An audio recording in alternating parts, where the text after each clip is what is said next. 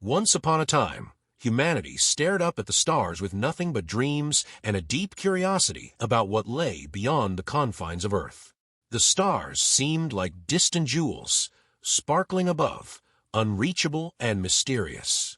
For millennia, the idea of alien life was confined to the realms of imagination, tales of little green men, strange spaceships, and weird encounters in the middle of nowhere. But eventually, technology caught up with those wild ideas, and suddenly, the concept of communicating with extraterrestrial life didn't seem so far-fetched. This was the story of how humans first made contact with intelligent life far beyond our solar system. The mission was called Project Starlink, not to be confused with the commercial satellite network floating around Earth now. This was something bigger, much bigger. Governments and private companies from around the globe poured money, technology, and brainpower into the project. Why? Because finally, humanity had cracked the first step in galactic communication.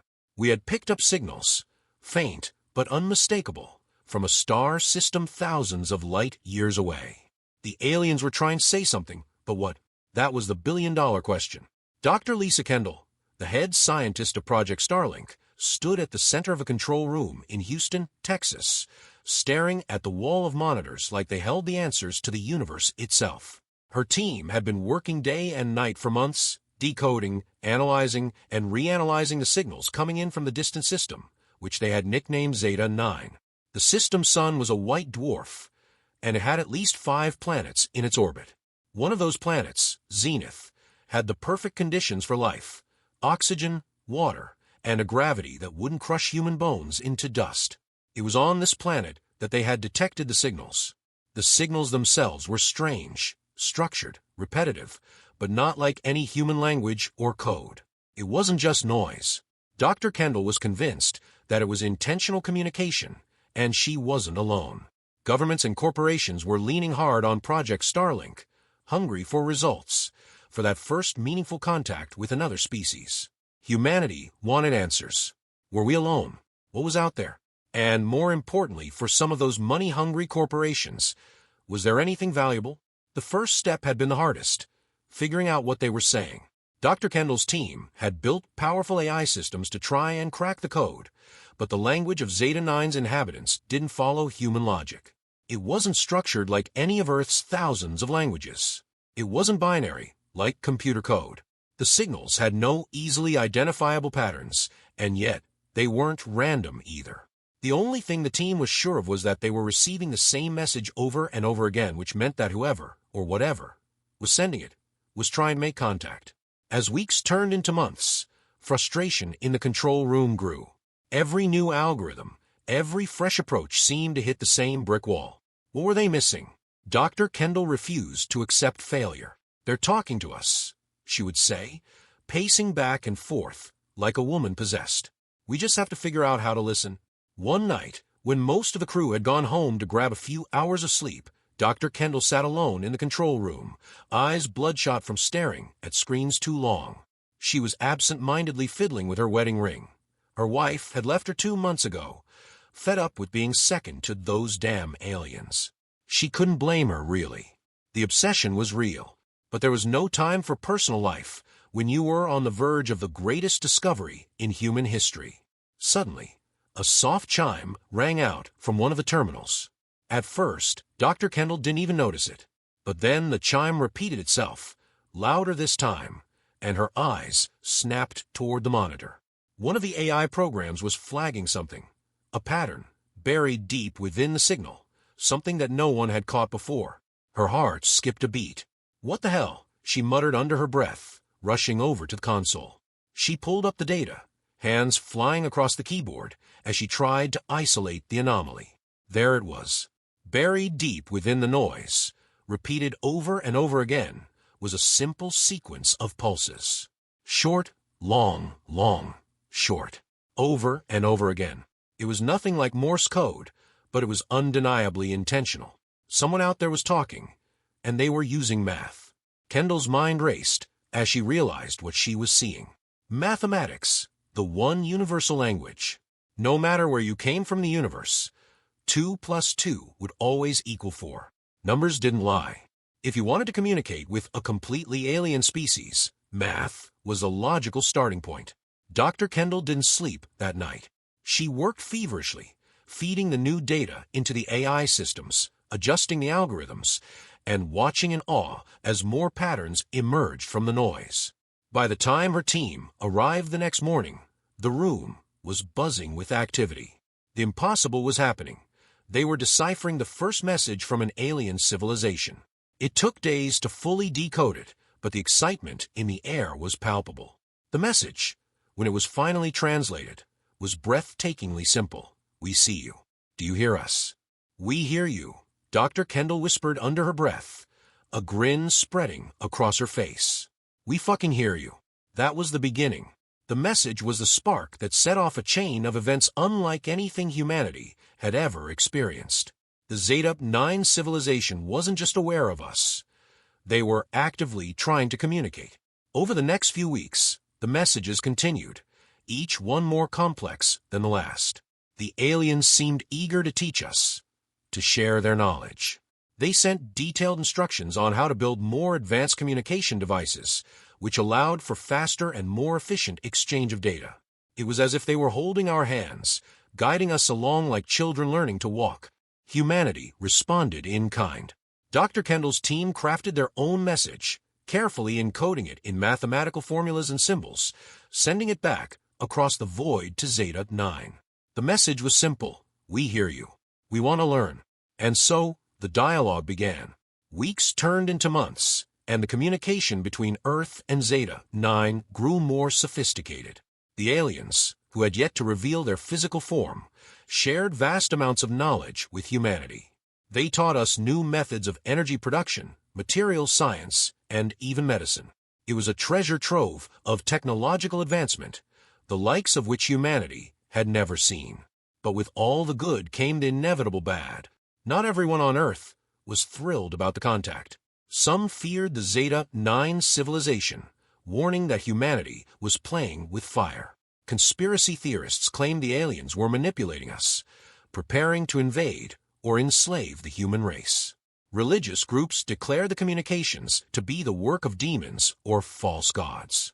And of course, the military-industrial complex saw the potential for weaponizing alien technology, pushing for classified projects to study and reverse engineer what the Zeta-9 messages contained. Dr. Kendall, however, remained steadfast. She was convinced that the aliens meant no harm, that they were benevolent explorers reaching out across the stars for the sake of knowledge and connection. We can't let fear stop us, she told her team one evening after a particularly heated meeting with government officials. This is the opportunity of a lifetime. Hell, of 1,000 lifetimes. We can't turn our backs on this. There was, however, one lingering question that no one had been able to answer. Why us? Of all the planets in the galaxy, why had the Zeta-9 civilization chosen to contact Earth? Were we the first intelligent species they had encountered, or were we just one of many? Were they watching other planets, other species, in the same way they were watching us? And what did they want in return for all the knowledge they were giving? These questions kept Dr. Kendall awake at night.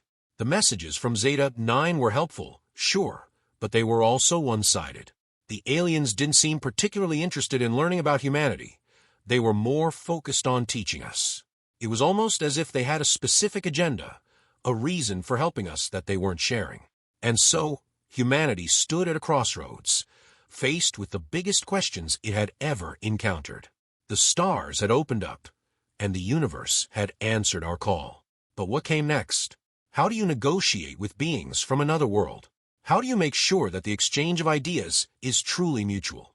As Earth looked up at the sky, wondering what other mysteries lay hidden among the stars, Dr. Kendall prepared for the next message from Zeta-9, hoping that the answers were out there, somewhere, waiting to be discovered. The next message from Zeta-9 was unlike anything Dr. Kendall had ever seen. It wasn't a simple mathematical formula or a blueprint for some new technology. It was a map. Not just any map, though. This was a star chart, detailed and precise, showing a vast network of interconnected systems spanning light years across the galaxy. The map was complex, with lines crisscrossing between stars, some thicker than others, indicating well-traveled routes. It was the kind of thing that belonged in the archives of a seasoned spacefaring civilization. Dr. Kendall stared at the glowing lines on the screen, heart pounding in her chest. This wasn't just a message. This was an invitation. The aliens weren't just communicating with Earth anymore. They were showing us the way to them. As the team gathered around the monitors, a hushed excitement filled the room. They had been expecting the usual, another installment of alien tech, or maybe some advanced science lesson. But this, a star map that could guide humanity out of its solar system and into the greater galaxy. This was something else entirely. Holy shit, muttered Jameson, one of the astrophysicists on the team. This changes everything. Dr. Kendall couldn't have agreed more. Get the navigation team in here. Right now, she barked. We need to start plotting these coordinates, figure out what they're showing us. As the minutes ticked by, the team worked feverishly to translate the map. The Zeta-9 system was, of course, clearly marked, but the real revelation was that it wasn't just a single point on the map. It was part of a vast network connected to dozens of other star systems. The map revealed travel routes, potential hyperlanes, and even what appeared to be refueling stations, or at least that's what the team speculated. Whatever these symbols represented, it was clear that the Zeta-9 civilization was not alone. They had been traveling these routes for a long time, and they weren't just casually exploring. They were part of a galactic community. The implications were staggering. This wasn't just a new era for humanity. It was the dawn of intergalactic relations. The map hinted at the existence of other civilizations, possibly hundreds, maybe thousands, spread across the galaxy. The idea that we were one of many intelligent species out there was mind-blowing, but also terrifying. Who were these other species? Were they friendly, hostile? And what had made the Zeta-9 people decide that now was the time to introduce Earth to this vast cosmic network? Over the next few days, Dr. Kendall's team worked non-stop, poring over the data, trying to figure out the best way to respond. They knew they couldn't just send another mathematical formula or friendly greeting. This was big. The aliens were offering something beyond communication now. They were offering connection. And Earth had to be ready. But the pressure was on. Government officials had started breathing down their necks, demanding answers and strategies. The question of whether to trust the Zeta-9 people was being hotly debated behind closed doors, with the military insisting on caution, if not outright suspicion. They're giving us the keys to the galaxy, one general had barked during a recent briefing. And you don't think we should be asking why? What if it's a trap? What if they're luring us into something we can't handle? Dr. Kendall, exhausted and frustrated, had stood her ground. If they wanted to harm us, they could have done it 100 different ways by now. They've had the advantage from the start. Instead, they've chosen to help us, to share knowledge. This map is just the next step. We can't back out now, but convincing the skeptics was no easy task.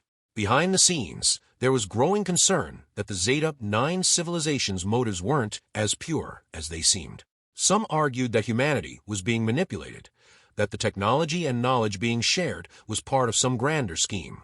But Dr. Kendall couldn't bring herself to believe that. She had been in the trenches with this project for too long, had seen too much good come from the communication. To her, this was an opportunity for peace, for cooperation on a galactic scale. And yet, deep down, even she couldn't shake the lingering questions. Why now? Why us?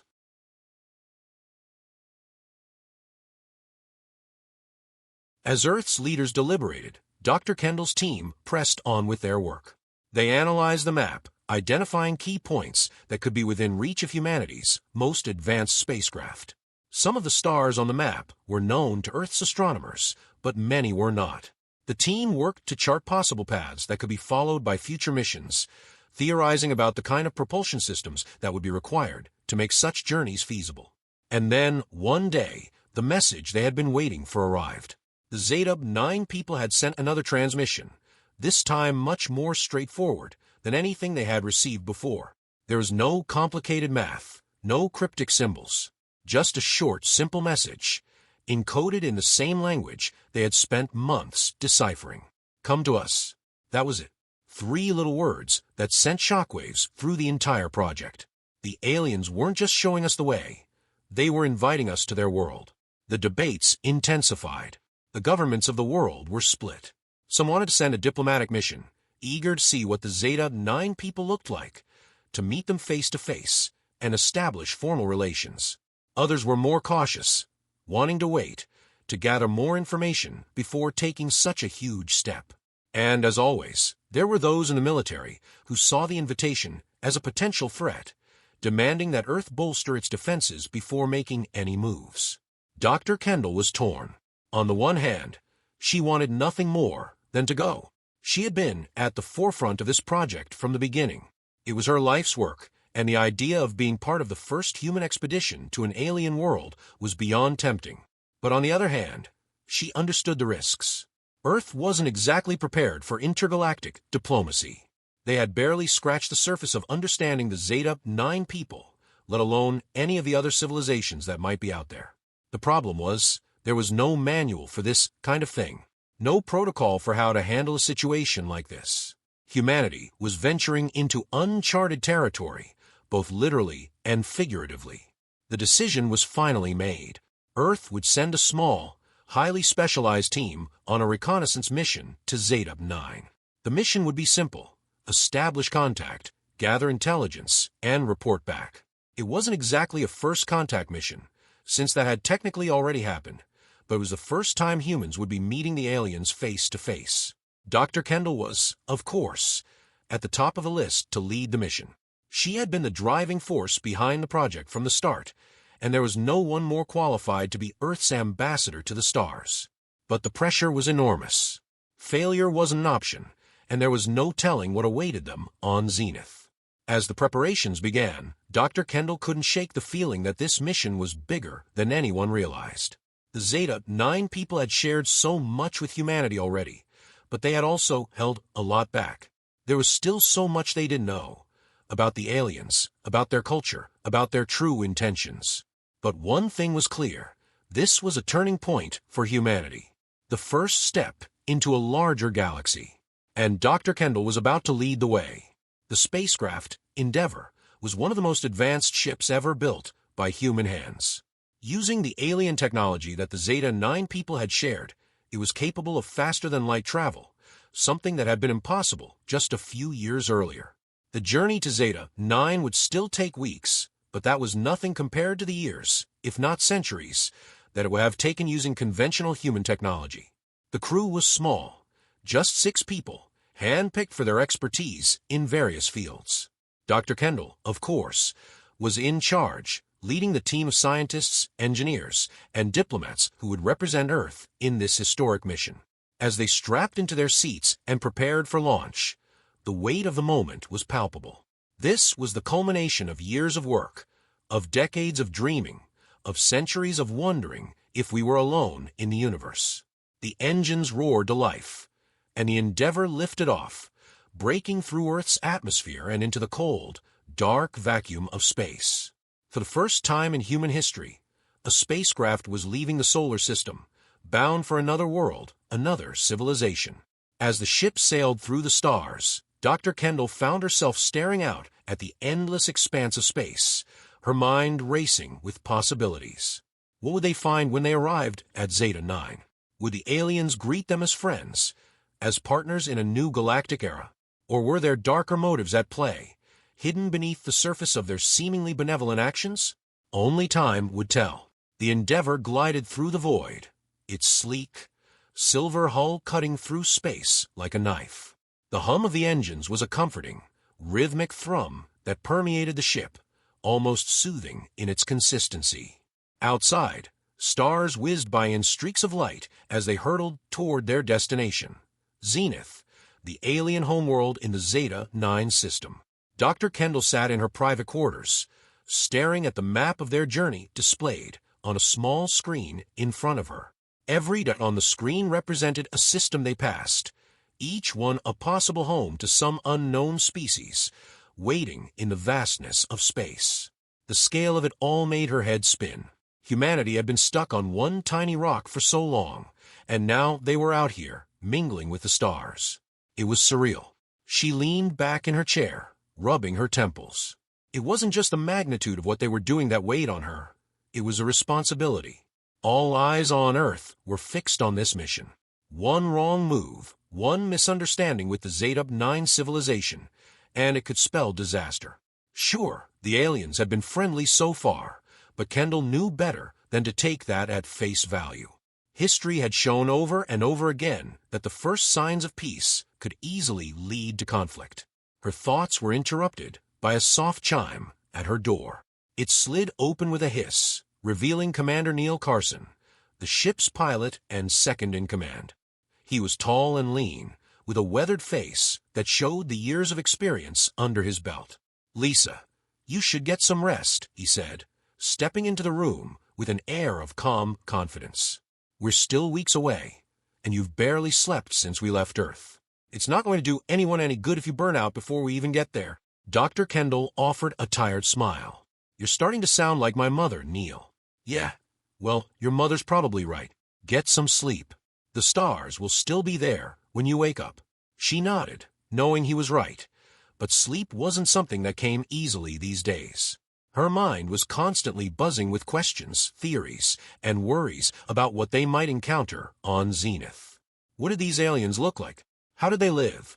Would they even understand human emotions, diplomacy, or the concept of peace? The sheer number of unknowns was overwhelming. Still, she decided to take his advice. She shut off the map, dimmed the lights in her quarters, and lay down on the small bed. The gentle hum of the ship's engines lulled her into a fitful sleep. The weeks passed in a blur of preparations and anticipation. The crew kept themselves busy running drills, studying the Zeta-9 star charts, and reviewing every scrap of information they had gathered from the alien transmissions. Dr. Kendall found herself poring over the data endlessly, looking for any clue that might help them when they finally made contact. The star map had been incredibly detailed, but it lacked context. What were the political relationships between the systems? Were there trade agreements, alliances, or even conflicts? These were the things they needed to know before they could engage in any meaningful exchange. And then, after what felt like an eternity, the day arrived.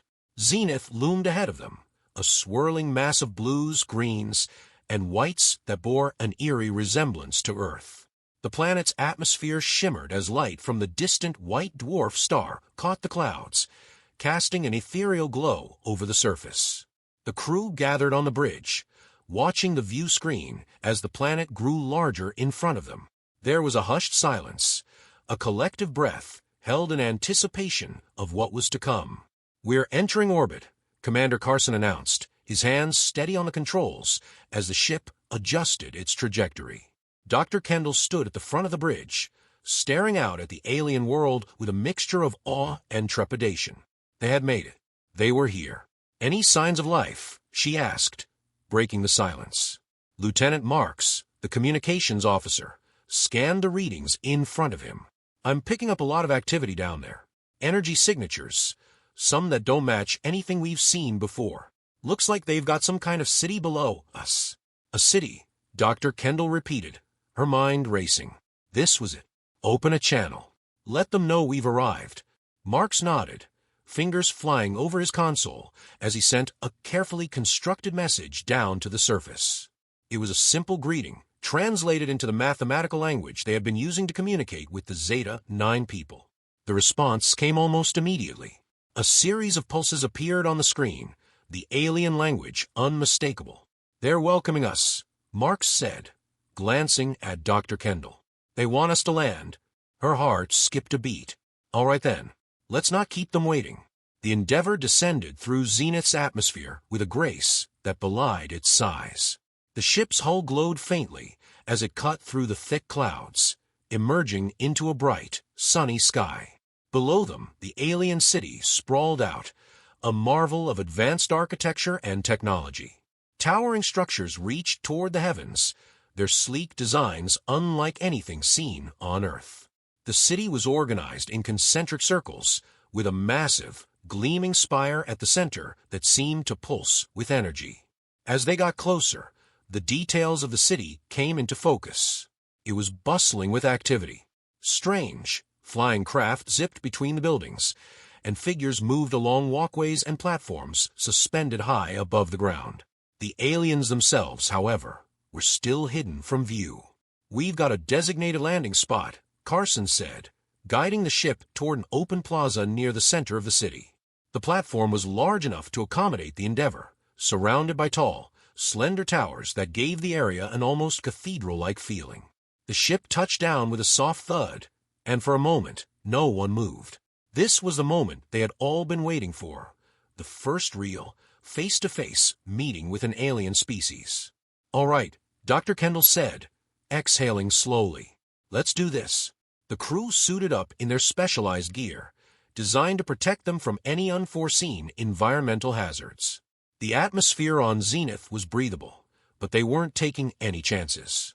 Dr. Kendall's heart raced as she led the team to the airlock, her mind running through every possible scenario.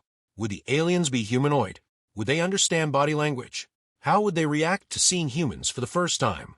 The airlock hissed open, and the ramp lowered to the ground with a soft click. Dr. Kendall stepped forward, her boots making a soft thud on the platform as she descended. The rest of the team followed, their eyes scanning the surroundings. And then, from the shadows of one of the towers, they emerged.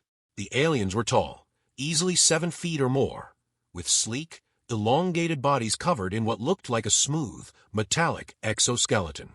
Their heads were oval-shaped, with large, black, reflective eyes that seemed to take in everything at once.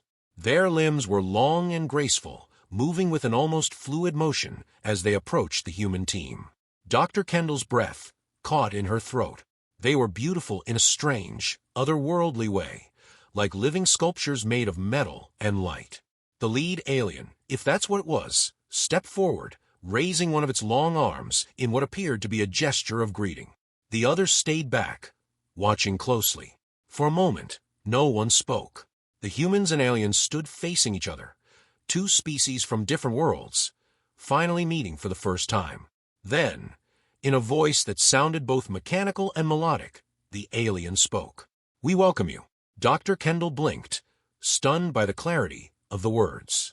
The alien wasn't speaking in the mathematical language they had been using. It was speaking English. Well, sort of. The words were distorted, as if the alien was mimicking human speech through some kind of translator. "Thank you," Dr. Kendall replied, her voice steady despite the adrenaline coursing through her veins. "We're honored to be here." The alien tilted its head slightly, as if considering her words. "You have traveled far. We have much to share." Dr. Kendall nodded, trying to keep her emotions in check. This was it, the moment they had all been waiting for. The exchange of ideas, of knowledge, of understanding between two intelligent species.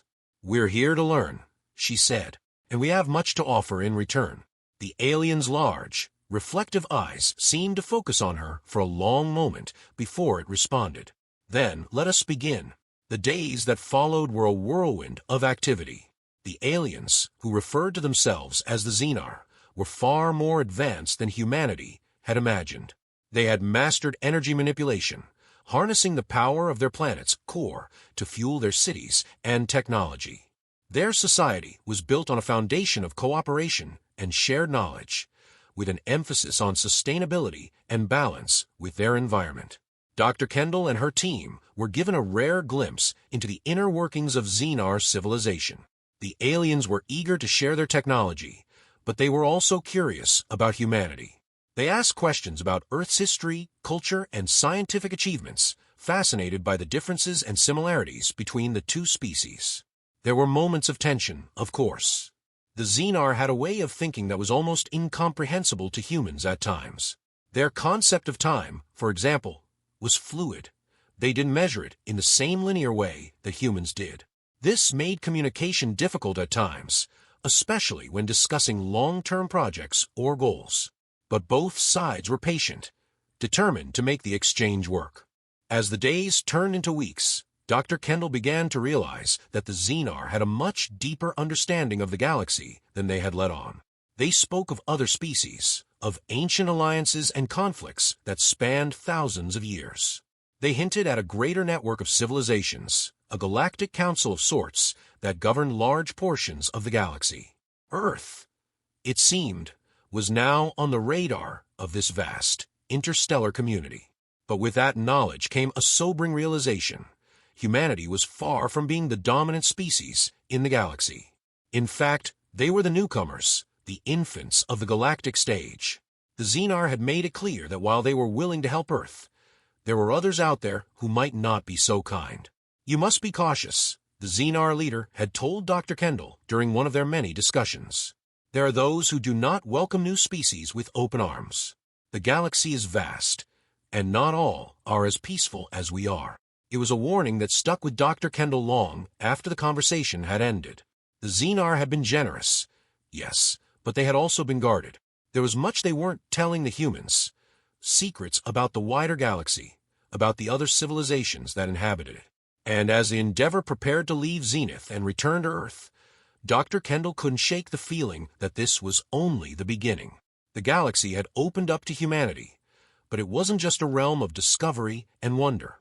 It was a place of danger, of power struggles, and of civilizations far older and more powerful than anything Earth had ever known.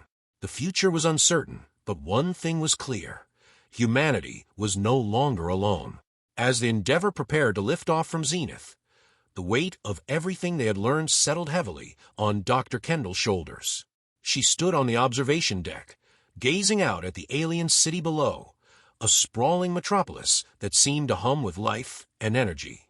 The Zhenar had shown them incredible things, technology that could reshape the future of humanity, systems of governance that made Earth's politics seem primitive, and philosophies that stretched the boundaries of human understanding. But it was the things they hadn't shown that gnawed at Dr. Kendall's thoughts.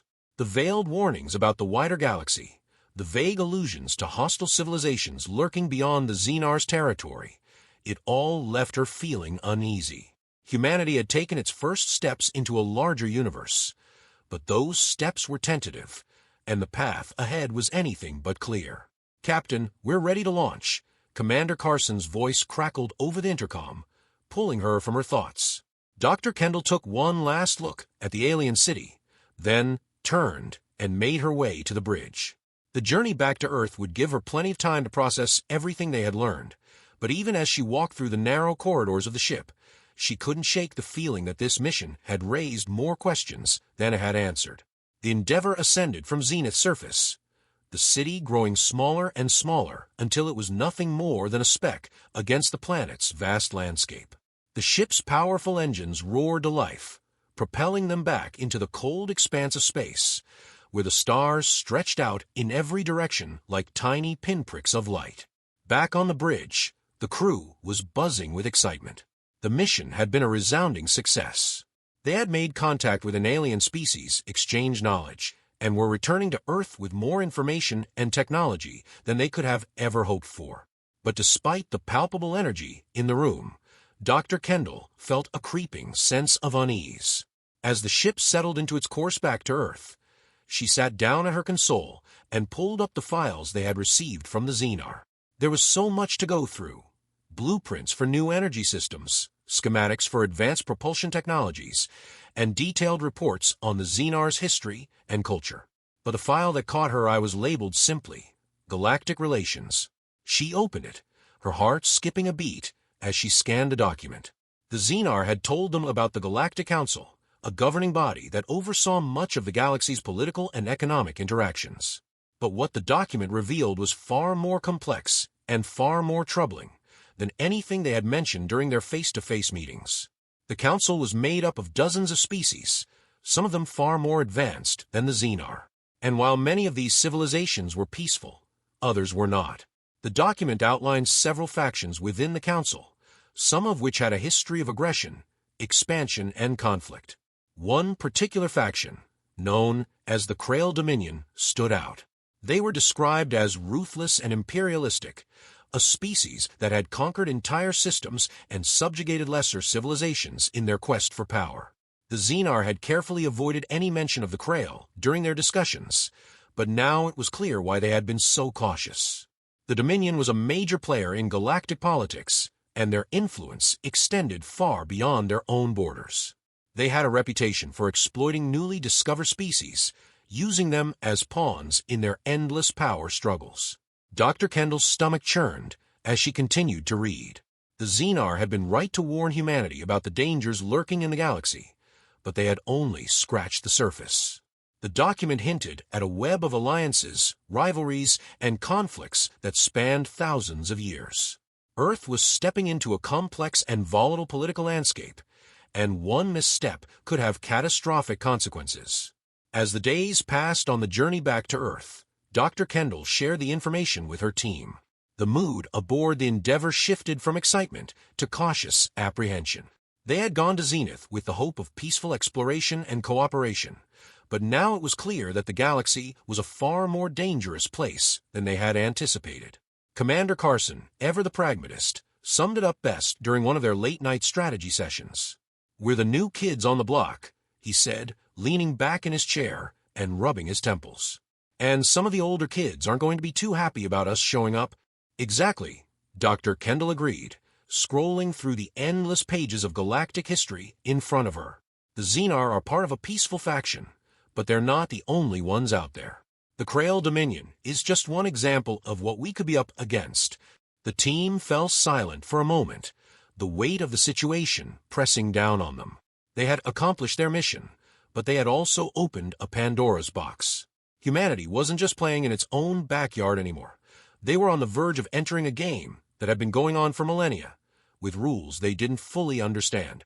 "So what's our next move?" asked Dr. Singh, one of the ship's engineers, his usually upbeat demeanor subdued by the gravity of their discussions.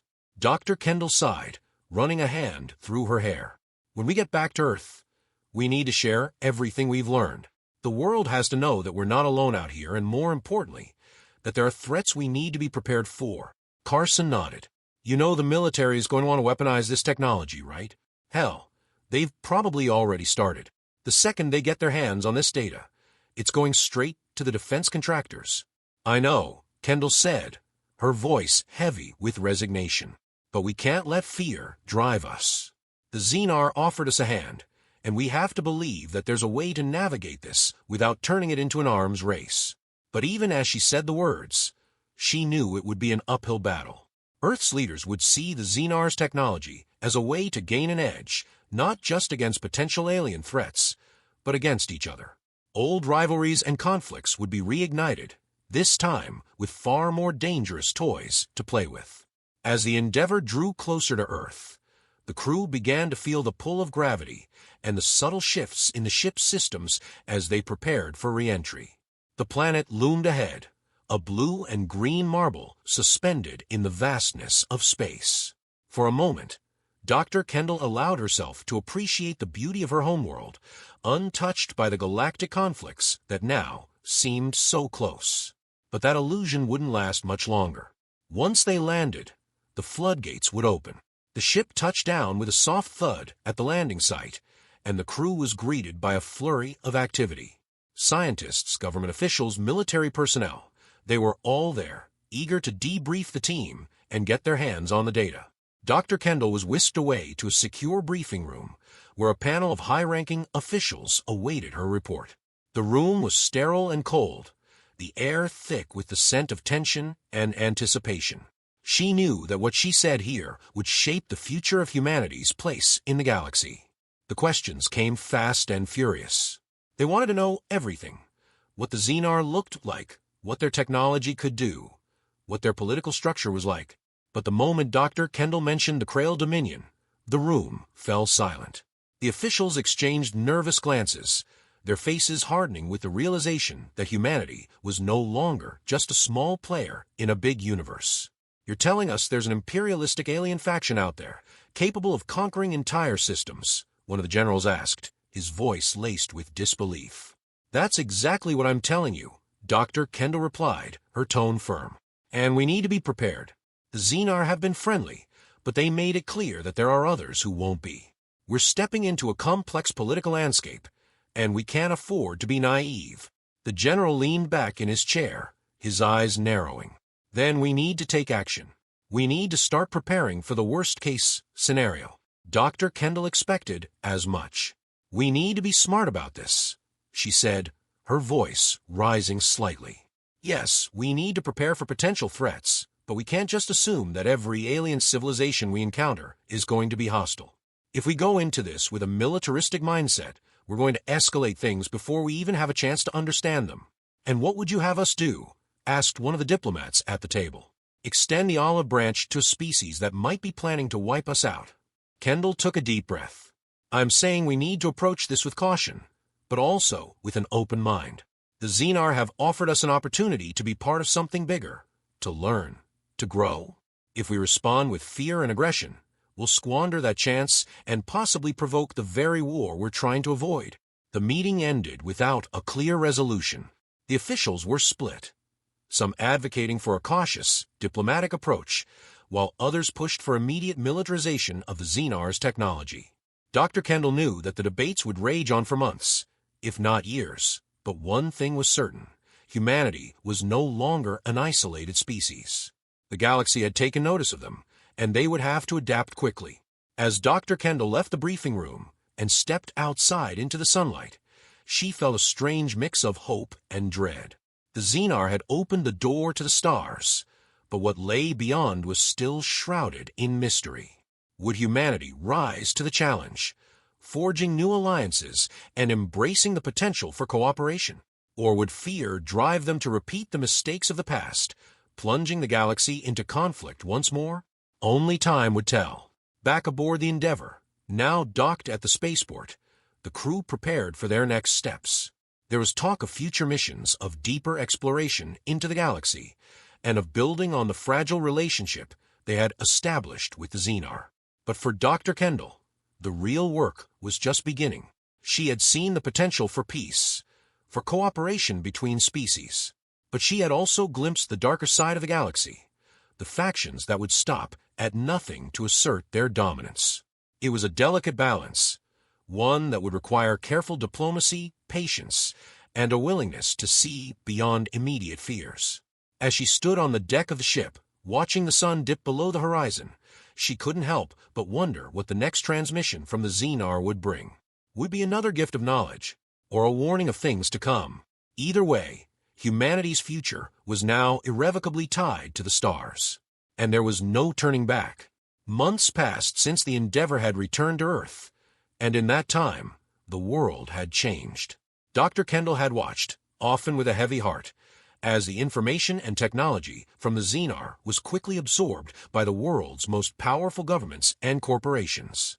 The promise of clean, limitless energy had sparked a technological renaissance, but it had also created fierce competition. Nations raced to adapt alien technology for their own gain, and whispers of secret weapons programs and military alliances began to spread. Despite the breakthroughs, there was an undercurrent of paranoia. The public knew that humanity was no longer alone, but the full extent of the dangers lurking in the galaxy had been kept under wraps. The Krael Dominion, the Galactic Council, and the intricate web of interstellar politics remained classified, locked away in the halls of power. Dr. Kendall had fought for transparency, but the powers that be weren't interested in stirring up fear, or more likely, they weren't interested in losing control of the situation. Back in her lab, Kendall buried herself in work. She was still in contact with the Zhenar, and their transmissions continued to bring new knowledge, though the pace had slowed. The Zhenar seemed to sense the growing tension on Earth, and their messages had become more cautious, more measured. They were waiting, just like Dr. Kendall, to see how humanity would handle the delicate situation they had been thrust into. One night, while poring over the latest transmission, Kendall's terminal beeped with an incoming priority message. It wasn't from the Zhenar this time. This message had a different origin, an unknown system on the far edge of the galaxy. She frowned, immediately alert, and pulled up the data. The message was brief, encoded in the same mathematical language they had used to communicate with the Zhenar. But it wasn't a friendly greeting or a scientific exchange. It was a warning. The Dominion is coming. Prepare. Dr. Kendall's blood ran cold.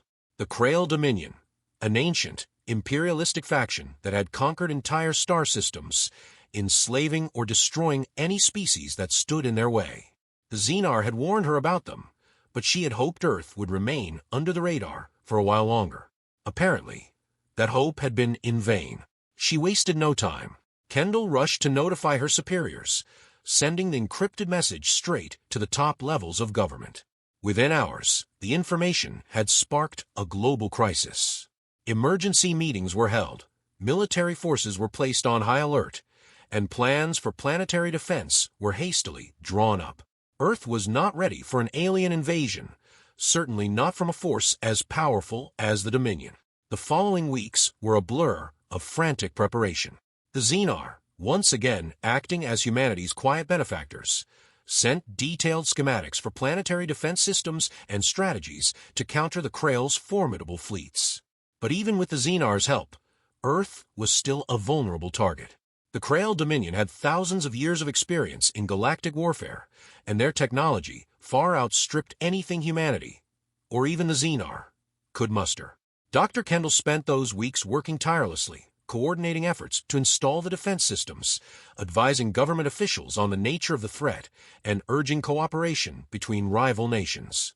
The old divisions between countries seemed trivial now, in the face of a common enemy, but old habits died hard. The military-industrial complex moved quickly to consolidate power, while politicians argued over control and jurisdiction. It was a mess, but there was no time for bureaucracy. The Krael Dominion wasn't going to wait.